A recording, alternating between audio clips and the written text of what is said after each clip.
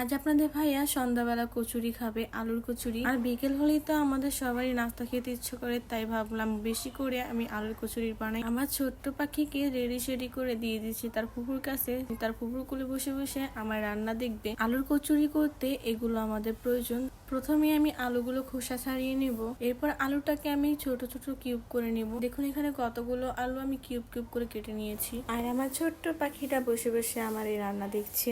এই জন্য পেঁয়াজ, কাঁচামরিচ, ধনিয়া পাতা এমনকি রসুন কুচি করে নিব।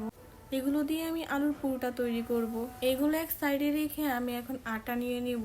আটার মধ্যে একটু তেল আর লবণ দিয়ে আমি ভালো মতো মিশিয়ে নিব। এরপর কুসুম গরম পানি দিয়ে আমি একটা ডো তৈরি করব। ডোটা ভালো মতো রেডি হয়ে গেলে এটার উপরে আমি একটু তেল দিয়ে সাইডে রেখে দিব। সবকিছু একসাথে রেডি করে রেখেছি আলুর পুরোটার জন্য। প্রথমে তেল, তারপর রসুন কুচি, পেঁয়াজ কুচি দিয়ে ভালো মতো ভাজা ভাজা করে নেব।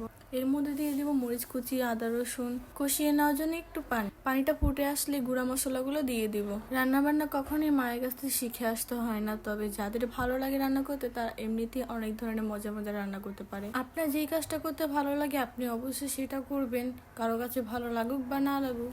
এদিকে তো আমি লবণ দিতে ভুলে গেছি, তাই আবার একটু উপর দিয়ে লবণ দিয়ে দিলাম। এখন আমি ডোটাকে পিস পিস করে কেটে নিব। সময়ের সাথে সাথে সবকিছু ফেলে আসছে অতীতে, তবে এখন চাই সামনের জন্য আমার দিনগুলো ভালো কাটে। ভালো থাকতে টাকা পয়সা সোনা দানা লাগে না, এরকম একটা চাঁদের টুকরা থাকলেই হয়। আর এদিকে তো আমার ননদ একা একাই দেখছি ছোট ছোট করে রুটি বানিয়ে নিচ্ছে। আলুর পানিগুলো শুকিয়ে গেছে, এখন এর ভিতরে ধনেপাতা দিয়ে ভাজা ভাজা করে নিব। পুরো পানিটা শুকিয়ে গিয়ে এরকম ভাজা ভাজা হয়ে গেছে, দেখুন কতটা সুন্দর লাগছে। বেলে রাখা রুটির ভিতরে অল্প একটু পুর দিয়ে তারপর মুখটা বন্ধ করে হালকা করে বেলে নিব। একটা একটা করে সবগুলো আমি এভাবে বানিয়ে নিব। দেখতে বেঁকা চাকা হলেও ভাজার পরে জিনিসটা অনেক সুন্দর হয়ে যাবে। দেখুন আমার ননদ কি বানিয়েছে এটা। এদিকে আমার শাশুড়ি আম্মা আমার ছেলেকে পাঞ্জাবি পরাইতে, সবাই মাশাআল্লাহ বলবেন আর এই পুচকে ছেলেটার জন্য দোয়া করবেন। এখন আমি কড়াইতে বেশি করে তেল দিয়ে নিব ভাজার জন্য। দেখুন এখানে কিরকম লাগছে, তবে ভাজার পর আরো সুন্দর লাগবে।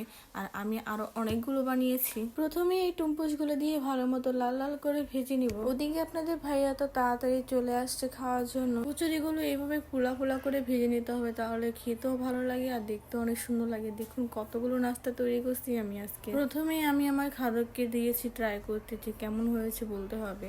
সে বলছিল এটা নাকি একদম পারফেক্ট কচুরির মতন হয়েছে। তো আজকের ভিডিও এখানেই শেষ করছি। আল্লাহ হাফেজ।